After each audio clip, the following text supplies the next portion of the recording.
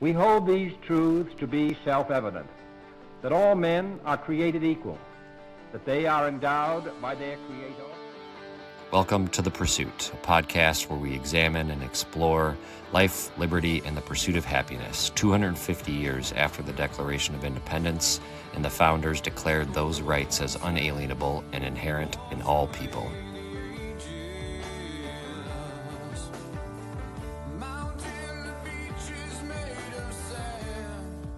Welcome, everyone, to the Pursuit podcast. Our guest today is a friend and a colleague, a wife, a mom, a sister, a daughter, a nurse, an educator, lifelong resident of St. Paul.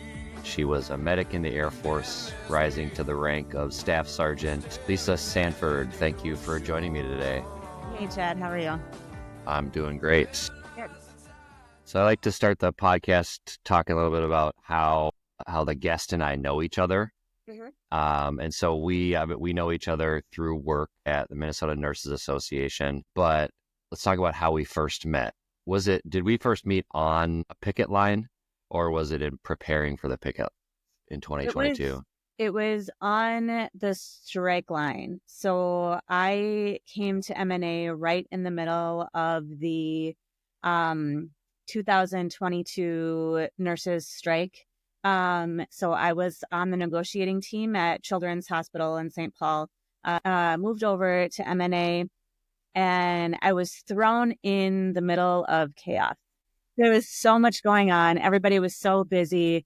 I remained with our colleague and friend, Laura, who was my labor rep at the time, through negotiations, but they also wanted me to, get out and help with things and experience different things. So our director at the time said, well, we're going to send you up to Duluth because Chad needs some help out there. Everybody has a second but Chad. Mm-hmm.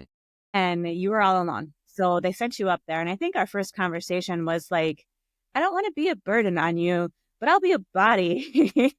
So, we went up and I checked into a hotel like the night before the strike, came up for a rally that was at the City Hall rally the day before, when there was like still this question of is it or is it not going to happen. And I think that was the first time we met. I was like, I'm here, put me to work. I don't know what I'm doing. Sorry if I'm a burden on you. I'll try not to get in your way. You were definitely not a burden. You were a huge help. Well, that's good. I remember I had this distinct memory of us cooking hot dogs on the picket line, where I brought my grill physically to the picket line and we had it on the street. And I'll put a picture up in the screen in post-production. But it was really threw you right into the fire. For sure. It was. So then let's start at the beginning. So you're a lifelong resident of St. Paul. What was life like growing up in St. Paul? St. Paul was good. I love St. Paul. Like, I'm clearly still here. I didn't go far. I grew up kind of in an area, city area. My mom was a nurse who worked full time. She was a unicorn, they call them in the nursing. So 40 hours a week, basically for her entire 40-year career. So she did that. She did a lot of evenings. My dad struggled with a lot of like back surgeries and he had that going on. So it was mostly, my mom was the primary breadwinner. So, and my dad was often like laid up. Mm-hmm. So we did a lot of after school programs. The neighborhood had like an after school program that they had, throughout like a couple different neighborhoods. And I kind of grew up a lot in that too. So that Did you play sports or anything? No, I didn't do any sports. It was mostly that. But the cool thing about this program is they did a lot of like for younger kids, they just had like summer like homework help and then the summer program and field trips and a camp and everything else. But then as you got older, it progressed into more like leadership and job career development skills. So like they had a little board of directors that I was on, or a youth board. And then they had a different jobs. So they had a bike shop that they did where they would have the St. Paul Police would donate unclaimed bikes. and then kids would learn to do these bikes, and then they would have some older people kind of help them like learn how to run it. Fix them? Yeah. And then they would take you on the business side. So a lot of this was like done through grants and everything. So they would also like teach you how to write grants as you were like more in the teenage sections. I tried doing a little bit of that, but it was just like these little kind of skills. But that was my first job at like 14, was kind of helping run that office there. So I did a lot more as I grew up, like just right into work. That was my first cool. job. And then after that, I spent a summer working at a resort up at our cabin with my cousin. We stayed with my grandpa and just worked all summer. So no, it was. So were you a pretty responsible teenager? I was not a troublemaker at all. You strike me as a very responsible teenager. I did probably have my moments. Nothing too crazy. No, I was a pretty good, I think. So, where'd you go to high school? St. Paul? Yep, St. Paul Central High School. So that's like one of the bigger, well-known high schools in St. Paul. It's like one of the oldest high schools in Minnesota, I think. My grandpa taught there when he was a teacher. He was on the school board and everything here in St. Paul, and he taught they had more of I don't know if it was a trade school type thing, but it was called Mechanic Arts. So he would teach there. And then my uncles I had 5 uncles, and they all went to the same school. My brother and I, and the majority of my cousins went to Central. And then my kids and a few of my cousins' kids have gone there too. So very multi-generational high school down there. That's awesome. Mm-hmm.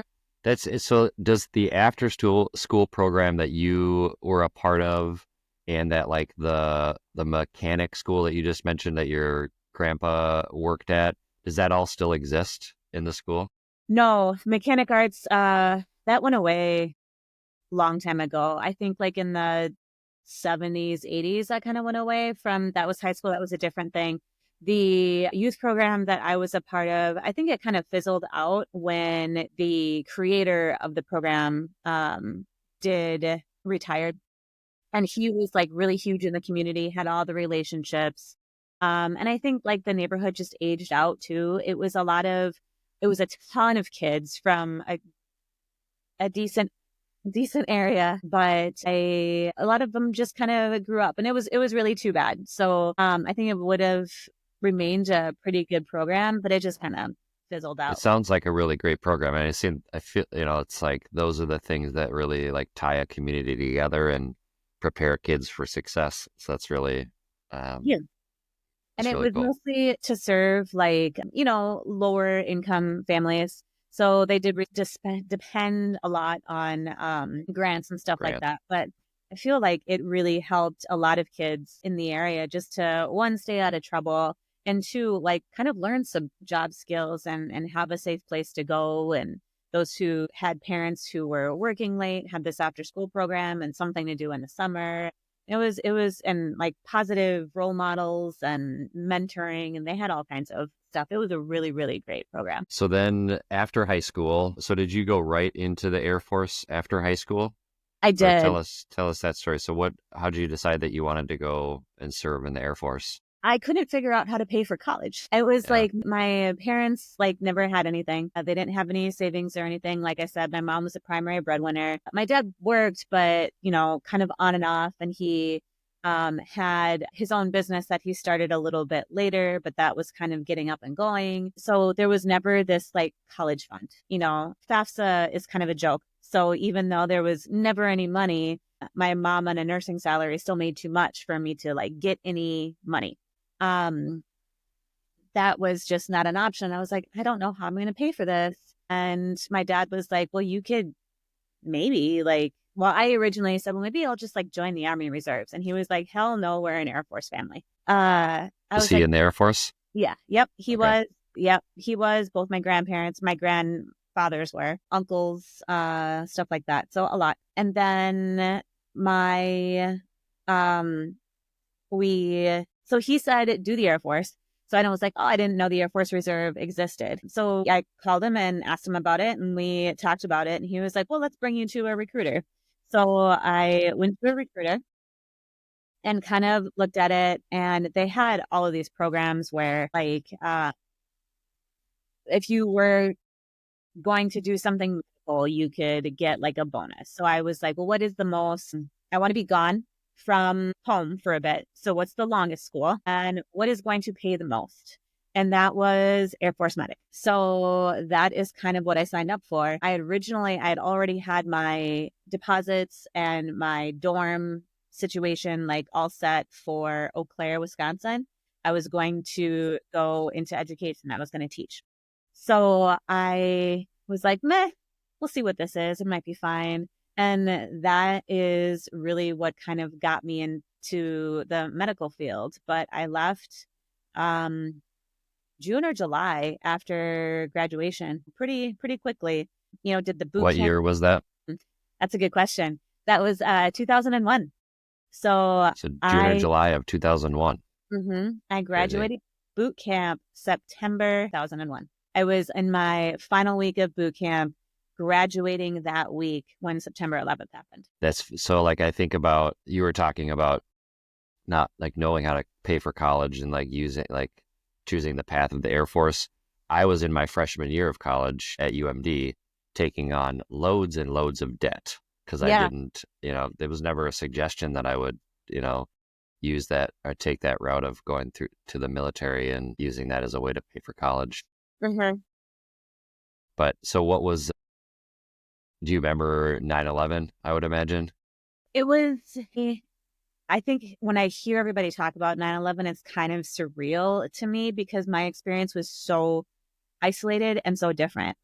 Sure. So I remember we were practicing for like our graduating march, and we were just kind of waiting around to go practice drill. They call it. Waiting to go practice drill. And then we hear on the intercoms, they called it ThreatCon at the time, ThreatCon, Bravo, please stay where you're at. So then they keep us like in the dorm area. Was that abnormal? Yeah. Yep. Yeah. Completely abnormal. So your ThreatCon is typically alpha. And then that means that there is like no threat. It's fine. And then there's like maybe like there's a rumor of something happened would be Bravo. And then you have Charlie. Delta is like your highest immediate threat. Like we're being attacked right now. So there was a Bravo, please stay where you're at. And like line up, get in formation, and someone's going to come talk to you. So then they did. So our TI, they call it, training instructor, came out and he was calm, which is not usually normal of them, but was just like, there's something going on. Just kind of stay here. We're going to delay this. And then he's like, actually go back to the dorms. We're going to go sit up there for a little bit. And as we're going back, they're like, not an exercise. We are now in ThreatCon Charlie. So we're like, what happened? There's something. So we're at the dorms and he was like, we're canceling everything. Like we were all in dress blues because we were practicing for graduation. He's like, get back in your BDUs and go sit in the day room. So we're just sitting there. And our TI comes in and he's like shaken. And he was like, there's the Twin Towers, like, or not one tower, I forget what you call it. What was it called? The tower. I forget if it was the North Tower or the South Tower. He was like, one of the towers has been bombed, he said.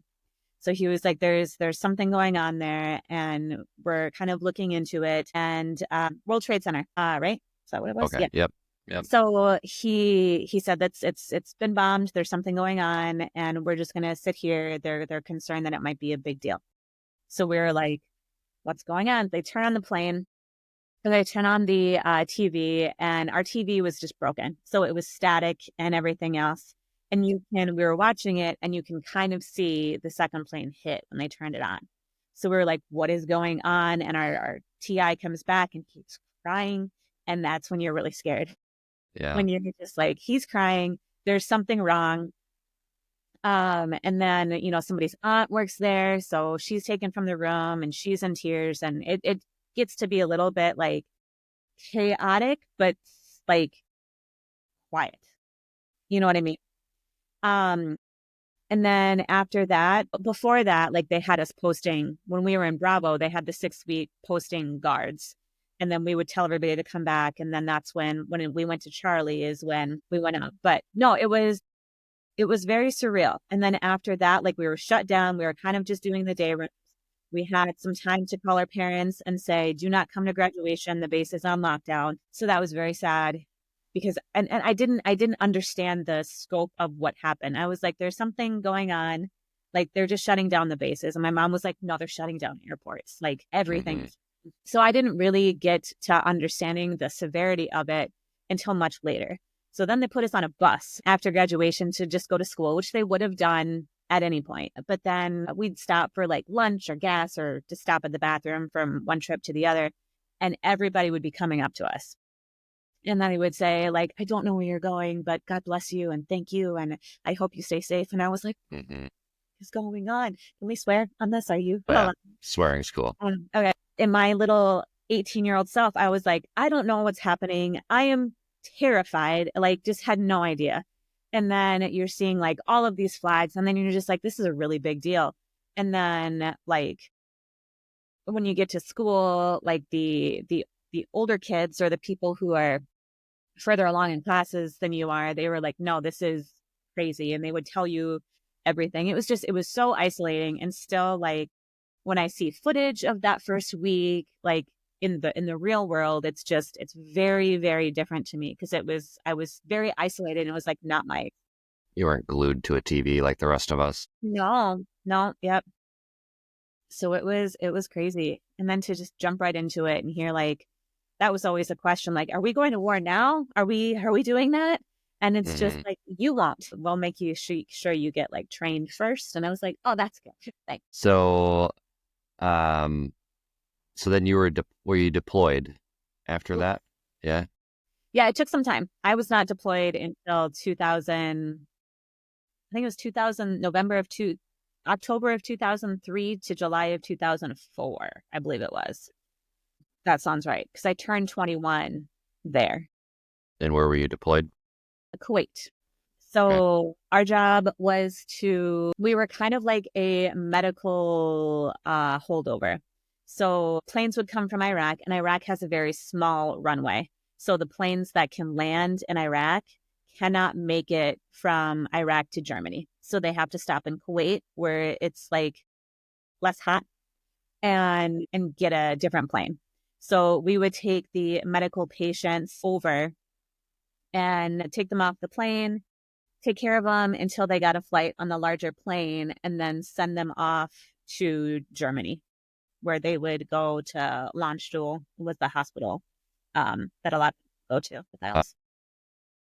Am I remembering correctly? Is that where you met Sean? No, I met Sean right after boot camp. So on that bus from boot camp to tech school, what it was, I met him. It's a funny story. I met him there. And I remember I had this huge bag that I was like lugging on and trying to get up. And I'm only like 5'2" if I'm being generous. And I was trying to lug this huge bag onto like over the overhead compartment. And I was struggling. So this guy comes up to me and he was like, I can take your bag back here. And I was like, oh, that's so nice. And it's like, cute boy, I can't make eye contact. I'm like, okay, thank you. So he takes my bag, gives it back to me at the end of the day. And, we go on. And I have to go through school and we happen to be in the same class. We happen to, have all of the same classes. And we learned that we are from St. Paul. He says he's from Minneapolis. So I ended up having to reschedule my classes because I had an injury and had to stay in boot camp for an extra 2 weeks. So that put me on his same graduating date. So that's how we ended up in the same. And you didn't do that on purpose? No. You were like, oh, sorry, I'm hurt. I got to wait. No, certainly was not a choice. And I didn't know him at the time. Okay. That put me at the same graduating date. And then that's where we ended up on the bus together. And then that put my dates off. So I had to wait around for school.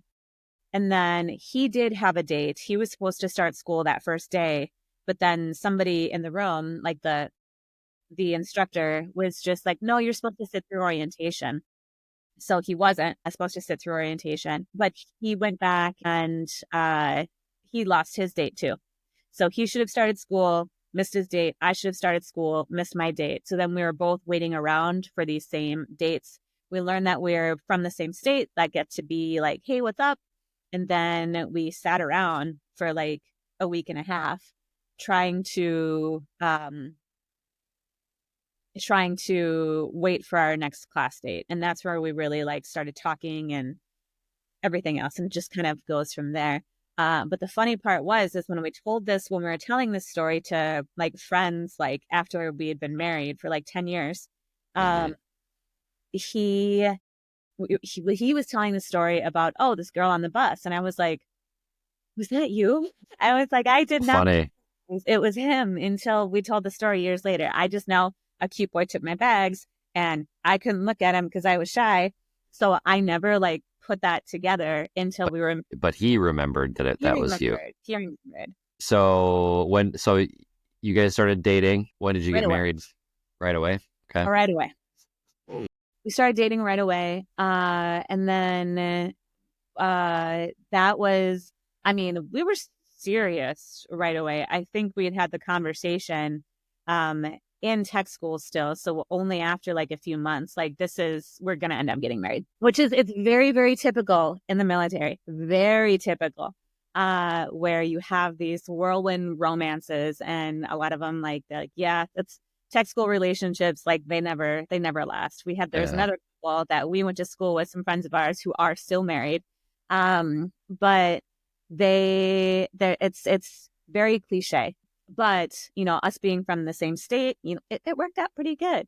So we came back. His parents were going through a very rough divorce. So he ended up staying with my family a lot of the time. And as soon as we could, I think we were 20 years old, we moved in together, got an apartment. And that first night in our apartment is when he proposed. So we got engaged right away.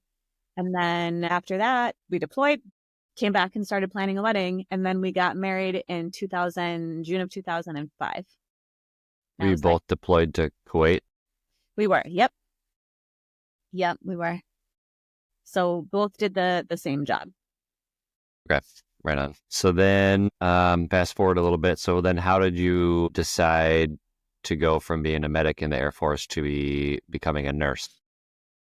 That was very natural. I think it was just very, it was the obvious choice.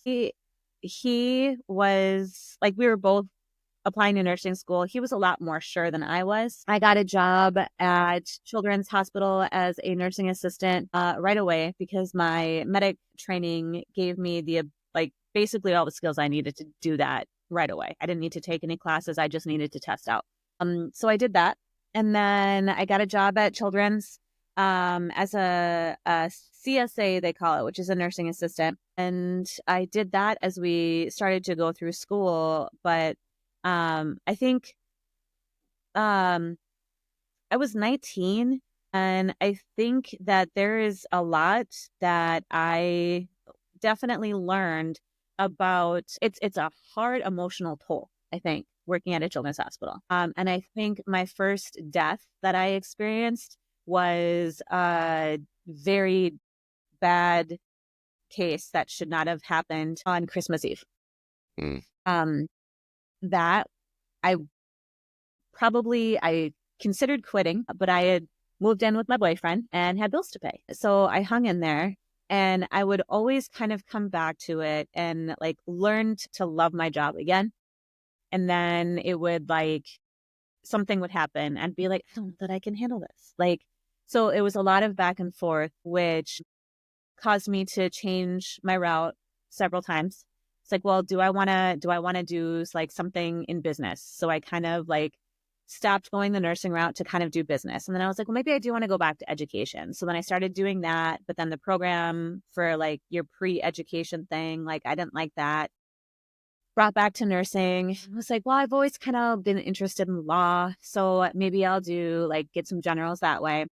So just a lot of back and forth, but something always brought me back to it. And then I'm just like, you know what? I'm just going to fucking do it. So I did it. And once I got into the nursing program, like I was like, okay, yep, this is it. This is what I want to do. But it took me so long to kind of get through it because there was always something that I'm just like, I don't know that this is right for me. And I think that it was the emotional part of nursing that got to be like, coming out of it was difficult. So I found some difficulty not bringing it home with me. Sure. So what I really loved about nursing was more of the like science of it. So what did I decide to do with my, I guess you would call it a low emotional like threshold? Is I went into pediatric ICU because that's like the right idea. But I love the acuity of it, and I love the science of it, and I love the difficulty of it. But when it came down to it, I couldn't hang emotionally. I could not. That'd be hard. It was. And there was some things like I know I was good at it. I picked up on all the science of it and everything else. That keeping for people who aren't familiar, so like what type of patient are you caring for in the pediatric ICU? What are age of the kids, types of diagnoses? What are we talking about?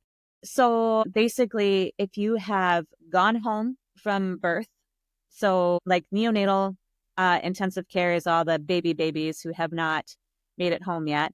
If you have gone home and come back, you are in pediatric intensive care. Up to, until you age out into adulthood, which could be, I think the oldest kid we took care of was like 24, typically with a lot of special needs.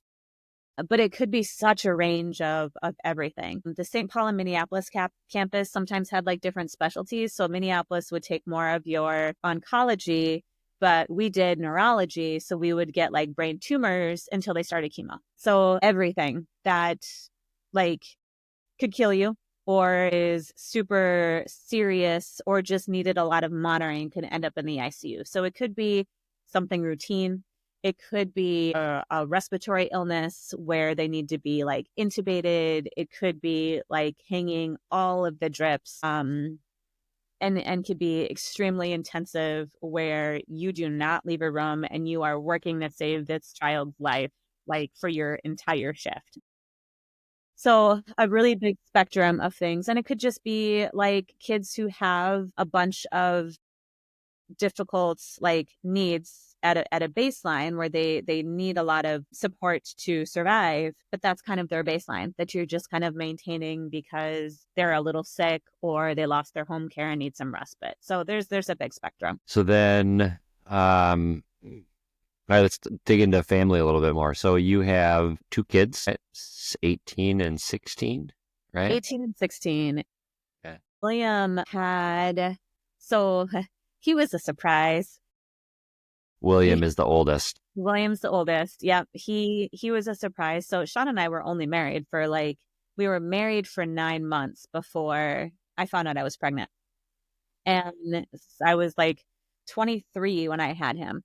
So it was one of those situations. I think we were going to have some drinks with some friends. And I remember thinking like, I don't really want this and feeling weird about it. Like, I don't want this. So I didn't drink that night.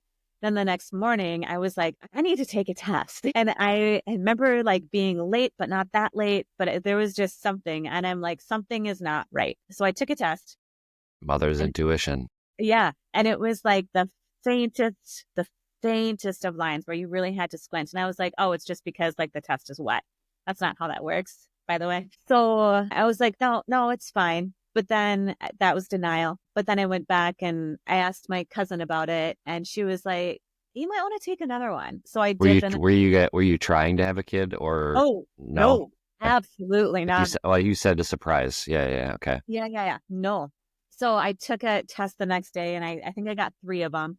And my husband like woke up in the next morning and he finds me like, because I had like gotten up and I was like the first bathroom. I took the test and it was no longer super faint. So I'm just looking it up and I was like, is this really? So I was on the first response website or something, and he comes into like our little computer room And he was like, well, what are you doing? And I was like, I think I'm pregnant. And he was like shocked at first. And then he was like, actually, I think I'm kind of excited. And I was like, what the fuck is wrong with you? I was like, we are not ready for this. We can't do this. No. And he was just like, no, it'll be okay. So then we went to go and tell my parents, and we called them and we're like, can we come over? And Like right away? right away, Okay. right away. We asked if we can come over, and they say, yep. And then I found out later, my dad, when we hung up the phone, my dad looked at my mom. He was like, she's pregnant. And she was like, no, she's pregnant. And then we went into the house, and I look into the house and I see my parents, and I look at my mom, and I was like, and then she was like, come here. But it was like, you're pregnant. And it's just like, yeah. But it was crazy. But then after we got their support and everything, it was a little bit relieving, but I was like terrified. But no, we got through it. And, my parents were super, super supportive. My dad did the daycare for us. Nice. He was a self-employed real estate appraiser, and he was like on his way to retirement anyway. Like he was halfway retired. So he was like, I'll just move my schedule around. You guys keep going through school, keep doing your thing, and we'll figure it out. And I was like, okay. So that made me feel a lot better. But then we went to do that, and from beginning to end, my dad did a lot of the daycare for it, and that I think was one of the best things that could ever happen for anybody. One, Yeah. it really facilitated a very strong relationship between my kids and my parents. And William and my dad are like best friends. And everybody says that a lot lot of women marry their father. I gave birth to mine. That's They are funny. very, very similar, and they're gonna take a trip this year, like a little Civil War tour where they're just gonna spend, I don't know, I think 10 days they're gonna see a reenactment and visit all the historical sites, and they're gonna do that this summer together, just before he goes to college. Yeah, because he's a senior, right? Yep, he's a senior.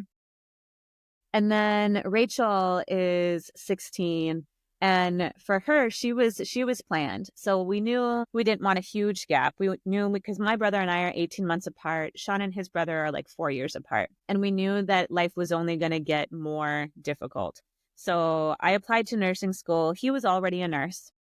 I applied to nursing school again. And when I did not get in, I was like, well, let's have a baby. So that is when we had Rachel, and I was very fortunate and got pregnant very easily with her. So they are about 2 years, almost exactly 2 years apart. She's December, he's November. So you're quickly approaching becoming an empty nester. We're about the same age, right? But I'm on the other end of that spectrum with a 9-year-old and a 3-year-old. And I'm wondering, how do you not fuck it up and completely mess up your kids? Because I feel like every day I'm messing up my kids permanently for the rest of their lives. I am very sure you are not messing up your kids, Chad. I have all the confidence that you are raising amazing humans, because you and Jamie are amazing humans. Thank you. I think there's no guarantee. I think you do the best you can. And I think that we've always, I think the support system, of my parents being there and kind of helping to raise them right away, and having that strong family unit has always been definite plus. But also I don't know, we've just been, and maybe some people would be a little bit like, is that really the right thing to do? But there's, we've always been upfront with our kids, and we are not gentle parents by any means, but we've always been like, no, you can't do that, and this is why.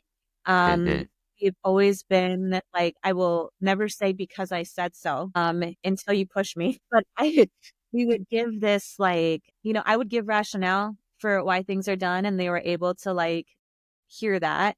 Yeah. And when they push back, and I'm like, well, because I said so. And they're like, you said you'd never say that. And I was like, well, you're not taking any of my rationale. So this is just what it is. And I'm the mom and you're the kid. So this is happening. Yeah. But no, I think we've always tried to be open with them. And a lot of that is, luck. I don't know. We try.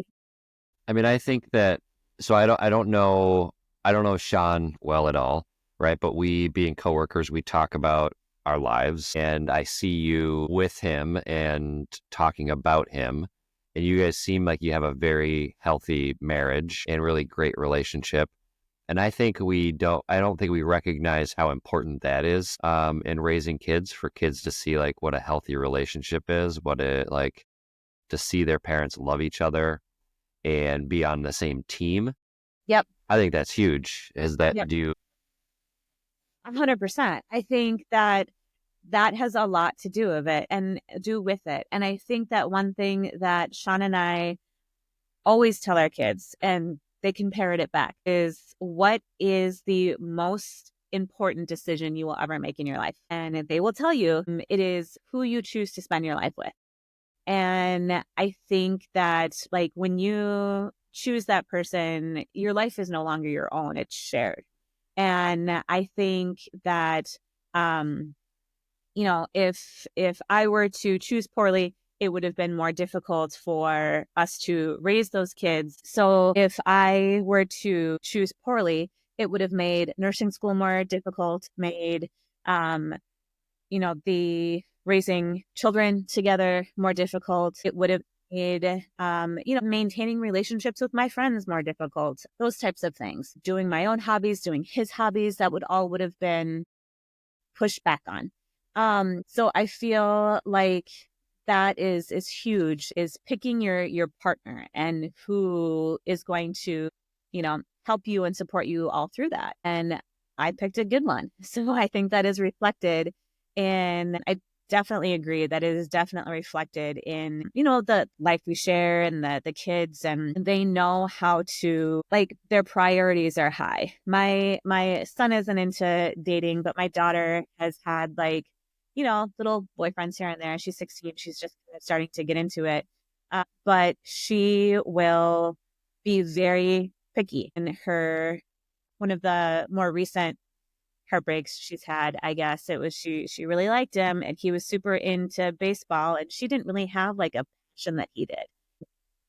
I think it was probably a coach, led thing, but he was like, I just don't know if you don't have something that you're passionate about, if that is something that I really want to spend time on. She's like, I'm not asking you to give anything up for me. She's like, I've never asked you to do baseball less. Like, I'm fine with that. He was like, I know, but I just want you to have something for you that's like baseball.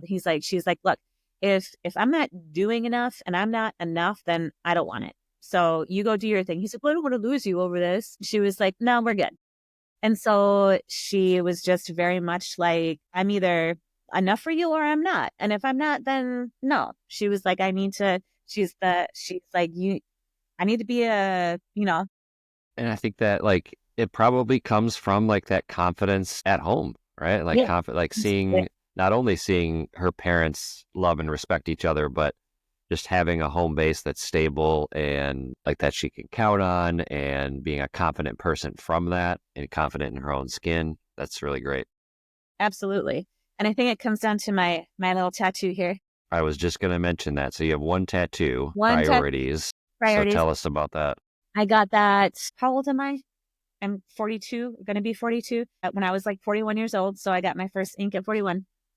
And that was, my husband and I both got it. So it was when we were dating again, he was going to go to the gym with some of his buddies. And we used to do a lot of walking because there was nothing else to do. We would just go for walks. So we're kind of walking away and his buddies are like, I thought we were going to the gym. And he turns around and he's just like, priorities. And then we walk away. And I think in my 18, 19-year-old head, I was like, okay, I'm going to marry him. And he really he meant it, and he still does. And I think that is something that is why we have the life we do. And I think my kids also see that. Hmm. And I think that has a lot to do with the fact that we are, raising good kids who have that value, I think. Sure. Yeah. Um, so let's switch gears here a little bit. So, one of the things that I sent you in the questionnaire, one of the questions is, what is something that you would do if you weren't afraid? Mhm. Yeah. I was thinking about this morning too. There's a couple of them. If your answer has changed, that's fine. That's why I didn't Yeah. say your answer. Right, right, right. Yeah. I think one of the things is like what level of fear? And I think there's a level of fear that is like sticking close to like not veering too far from what I'm doing, right? Which I kind of have, but I think staying with what's familiar and being afraid of like not succeeding at it or failing at it. But one thing, I had a conversation with one of our coworkers not that long ago, talking about like what she would be doing if she wasn't doing what we're doing now. Hmm.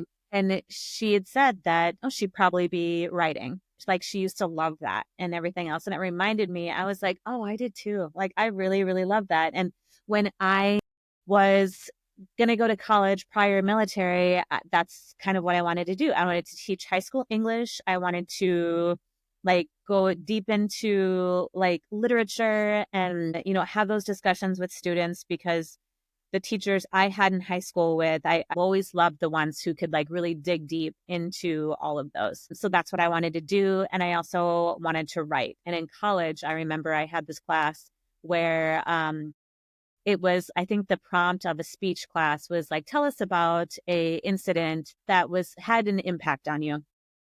So I just told the story about I was with a patient and she was an older lady and her husband had just died when I had come to take care of her, had just died. She spends like a couple days with me and tells me her whole life story and talking about her husband. And then she I go back one day and after she finishes a lot of the story, she had passed away. Totally made the whole thing up, but had the whole class in tears. Like as a telling the story. But it was just I really loved just thinking about it and like taking stories and how like I would do them or like when I'm driving or in the shower or whatever, like just fantasize these little stories. Interesting. So yeah, I really had a fun time with that. But then once my brain switched to science, that muscle just atrophied. So I haven't had the I don't know. I think I was talking to my kids about that the other day and my daughter was just like, you should do that again. And my husband said the same thing. And I was like, yeah, but like I would need to like really go back and like sharpen those skills before I did that. And like I lose words and talking that I didn't used to anymore. So I need to like figure that out again. But and also it's like now you have a job that takes up your time. Like how do you get back into that? Maybe when your nest gets completely emptied. I mean, that's Maybe. your love for literature, I think, shows up in two ways. One, for those that are watching this on YouTube, should know that that is not a fake background that No. Lisa is sitting in. That is a Yeah. shelf that she built Yep, I did. with all of her books. I see a Ken Follett book back there. Love Ken. So historical fiction is your jam, Yes. right? Yep. Love historical fiction. And I've got those are probably my favorite things. So Ken Follett, he's got so many series that are historical fiction and I keep nagging you to try to read it, but It's one of these days. they're big. It's a trilogy that follows historical fiction. And I think the one that I'm wanting you to read goes from like World War I all the way through like the election of Obama. And that's excellent. I've also done a lot of Outlander. It's like your historical romance, Yeah. but it's like time travel from like 16th century like Scotland to is that 16th if it's the 1700s, I think. Other way around. So that'd be the 18th century. Right, 18th century Scotland to early America. Okay. And how they kind of immigrate to those things. And I think that has certainly sparked a curiosity for me of like, I know my background is Scottish on my dad's side. We're mostly Scottish Irish.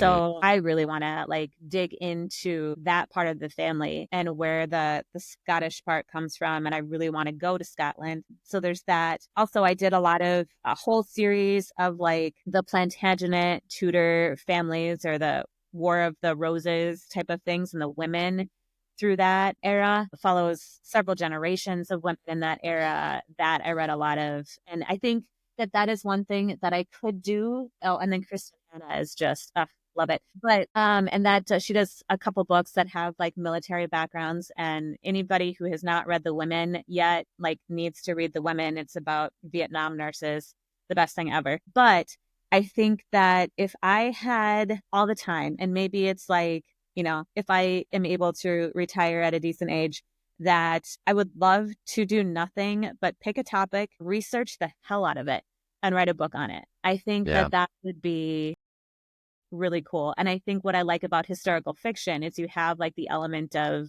some facts in there that are researched, and a lot of authors like do a really good thing of bringing in that, but then also like creating your fictional characters that tell a good story. I think that's why I love that so much.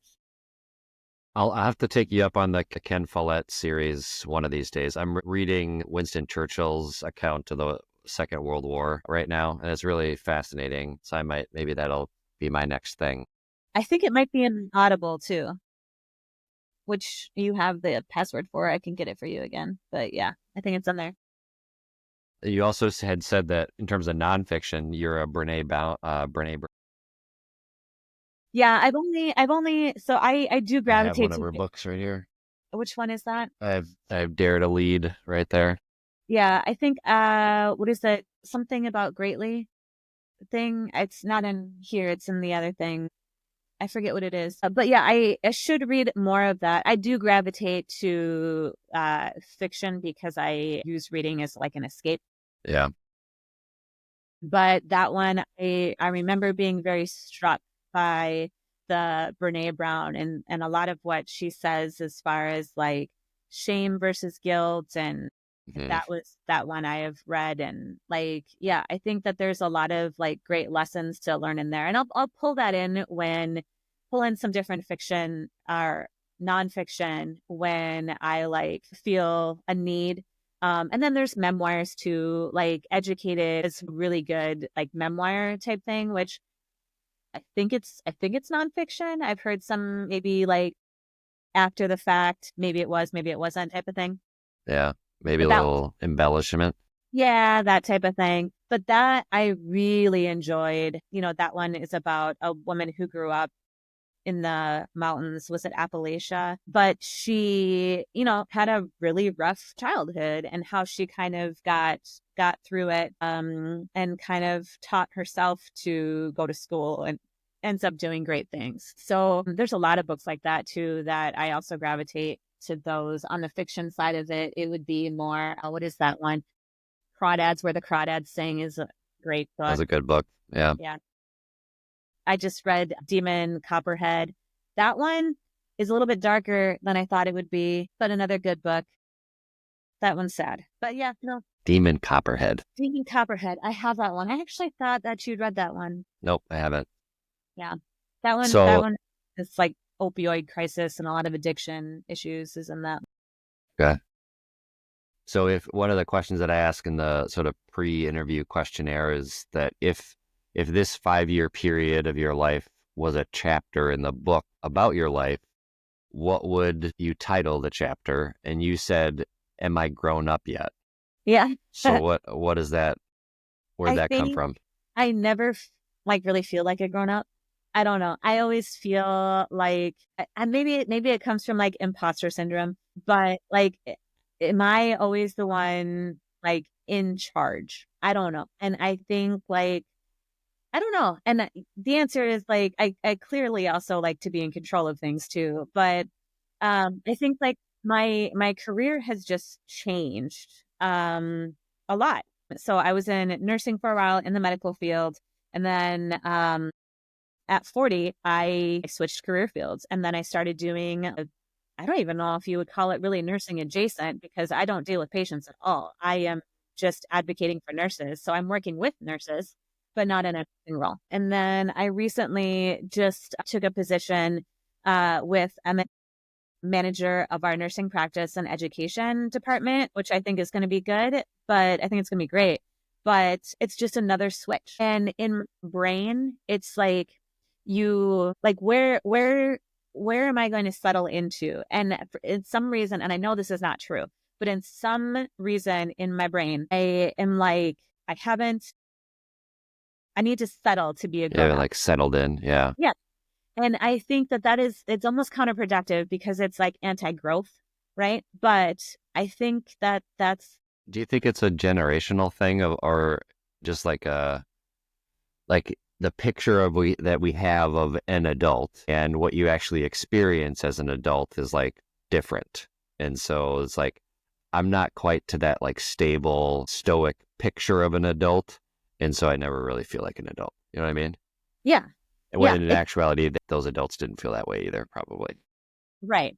And I think also like growing up, like that was like my mom, a 40-year nurse, right? Yeah. And she was always in that role, and she always was there. And her growth was like through her, I guess, status as a nurse. She was just like, one of the most respected people on the thing. And that was her. And I think that is part of it is it's you keep switching to a bigger pond and, you're the same fish, I think. Yeah.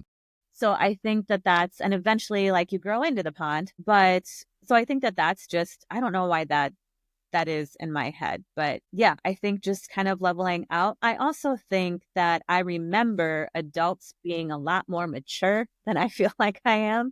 I don't know. I feel like I don't always act like an adult, and I can be a little immature at times as well. So I think that it probably keeps you young. Yeah, for sure. For sure. So I sort of like in the podcast, so trying to just have people tell their stories and not really get real pointed at like the purpose of the show, right? About like the purpose or the pursuit of happiness. But I do want to make sure I ask everybody, as we're probably wrapping up here, each guest, how do you define the pursuit of happiness? How do you think about the pursuit of happiness in your life and in your community? I think the pursuit of happiness is basically like building a life that you are, I don't want to just say content. Content is a good word, but content is also like not good enough, that you're happy with. And I think that everyone has different elements of their life. They have like their within their role as a parent, within their role as a spouse, within their role as a friend, as a professional, their building of their home, their building of their future, and setting up for all of that. Those are so many different elements, and they can each like if one is causing you a bunch of turmoil, that impact your overall like happiness, right? You have all these like buckets of different happiness that they are all like separate. But then when you pour them into the same like container, it's like that's what's going to make up the majority of your happiness. Yeah. And that if you can find peace or joy or happiness in each of those buckets, that's the goal, to fill that other larger container, I guess. And I think that is where it comes in. I don't like, it makes me sad when when I see people who are like angry about something all the time, or that are like, just, it's because it's going to ruin your bucket. It's going to poison the well. And I think that is something that I definitely try to avoid. Like being negative or something. Being negative.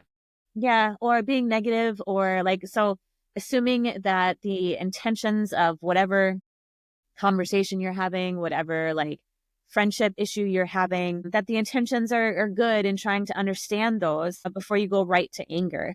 Yeah. And if the intentions aren't good, or there is a disagreement, or if that relationship or whatever like doesn't bring you peace, then maybe just don't, move on. Right. Yeah. Yeah. I mean, I think that like assuming the best of intentions. I think that's a huge like frame for me that's shifted in the last couple of years, where I realized I was assuming the worst in people, and that made me a not very happy person. And assuming the best in people and the best in situations completely changes your perspective. Right. So as a parent, as a nurse, an educator, as a veteran, are you hopeful about our country's future, or what about it, our country, gives you hope? What comes to mind? I think so. One of the things that I think we've seen, and I just saw a documentary called The Coddling of the Mind. It went back and it talked about how the young people today have this grown or decreased ability to cope and deal with difficult situations. And I think part of it comes from, the typical, what is it, cliche that millennials and we all got our trophies, participation trophies. And then I think that as that generation raised it, it got to be like a little, like another step and another step, to where some of the kids are like, I can't handle Adversity. Yeah, thank you. I can't handle that. And I feel like it is, and at least in the kids that I know, I've seen kids that, and maybe it was just kids and, me growing up trying to understand that, and learning children, is that I remember some kids that I knew growing up who had a little bit more difficulty coping, but now as they grow are learning like that type of